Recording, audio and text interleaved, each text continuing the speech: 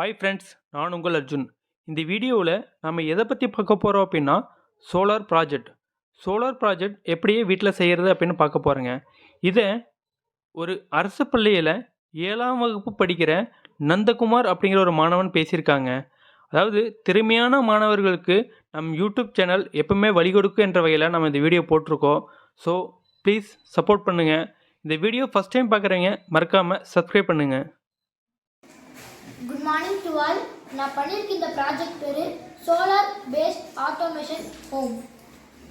Solar panel அதிலிருந்து வர எலக்ட்ரிசிட்டியை 4 வாட் பேட்டரி மூலமாக சேவ் பண்ணி வைக்கிறோம். அதை இன்வெர்டர் மூலமாக 10 வாட் பேட்டரிக்கு கன்வெர்ட் பண்ணுறோம். அதை 3 டிவிஷனாக பிரிக்கிறோம்: solar light, solar mobile adapter, solar fan. Solar பேனலை விஎம்டி மூலமா ஐஓடிக்கு கனெக்ட் பண்ணுறோம். ஐஓடி அப்படிங்கிறது என்னன்னா, நமக்கு வந்து எவ்வளோ கரண்ட் கிடைச்சிருக்கு, அதை நம்ம பேட்டரியில் எவ்வளோ ஸ்டோர் பண்ணி வச்சுருக்கிறோம், எவ்வளோ செலவு பண்ணியிருக்கோம், மிச்சம் எவ்வளோ இருக்குது அப்படிங்கிறத காட்டுறது தான் ஐஓடி.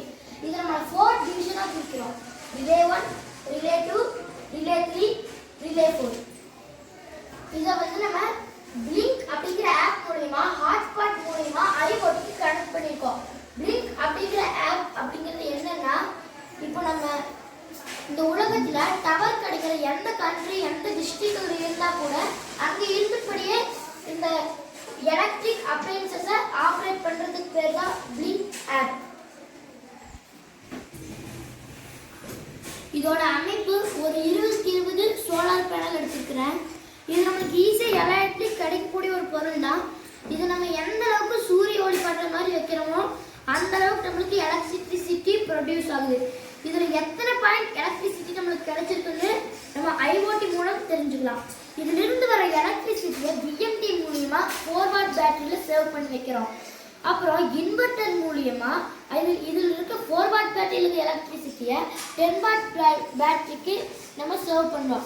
இதில் ஏன் நம்ம 10 வாட் பேட்டரியில் சேவ் பண்ணுறோம்னா, நம்மளுக்கு சூரிய ஒளி இருக்கிறப்ப மட்டும்தான் சோலார் பேனல்லேருந்து நம்மளுக்கு எலக்ட்ரிசிட்டி வரும். சூரிய ஒளி இல்லாத சமயத்தில் இந்த பேட்டரி மூலிமா நம்மளுக்கு வந்து எலக்ட்ரிசிட்டி கிடைக்குது. இந்த பேட்டரியிலேருந்து 2 டிவிஷனாக பிரிக்கிறோம். ஒன்று வந்து ஐஓடிக்கு போகுது, இன்னொன்று இங்கே போகுது. இதிலிருந்து நம்மளுக்கு solar bulb, solar mobile adapter, solar fan.